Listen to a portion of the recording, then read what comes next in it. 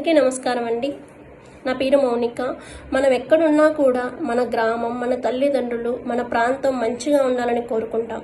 కానీ ఆత్మకూరు నియోజకవర్గ పరిస్థితి ఇప్పుడు అలా ఉందా? గత 5 సంవత్సరాలుగా ఎక్కడైనా తట్టెడు మట్టి వేసిన పరిస్థితి ఉందా?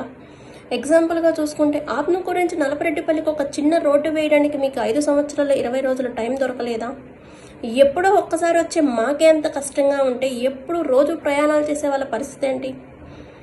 ఆత్మకూరులో ఏదైనా అభివృద్ధి జరిగిందంటే అది ఆనం రామనారాయణ రెడ్డి గారు మంత్రిగా ఉన్నప్పుడు, ఆయన మన ప్రాంతానికి ఎమ్మెల్యేగా ఉన్నప్పుడు కొన్ని వందల కోట్లు ఖర్చు పెట్టి 100 పడకల హాస్పిటల్, పెన్నా నది మీద బ్రిడ్జ్. ఒకప్పుడు వర్షం పడితే బట్టేపాడుకు కానీ మురగలకు కానీ వెళ్ళే పరిస్థితి ఉండేది కాదు. అక్కడ బ్రిడ్జ్ వేసి ఆ ప్రాంత ప్రజలకు ఎంతో హెల్ప్ చేశారు ఆయన. అలాగే బైపాస్ రోడ్ల కోసం, పార్కుల కోసం, రైల్వే లైన్ కోసం ఎంతో ప్రయత్నం చేశారు. అవన్నీ మధ్యలోనే ఆగిపోయాయి. ఆగిపోయిన అభివృద్ధి జరగాలన్నా, కొత్త సౌకర్యాలు రావాలన్నా మన కోసం మన నారా చంద్రబాబు నాయుడు అభ్యర్థిగా నిలబెట్టిన, తెలుగుదేశం పార్టీ అభ్యర్థిగా నిలబెట్టిన ఆనం రామనారాయణ రెడ్డిని శాసనసభ్యుడిగా గెలిపించుకోవాల్సిన అవసరం ఎంతో ఉంది.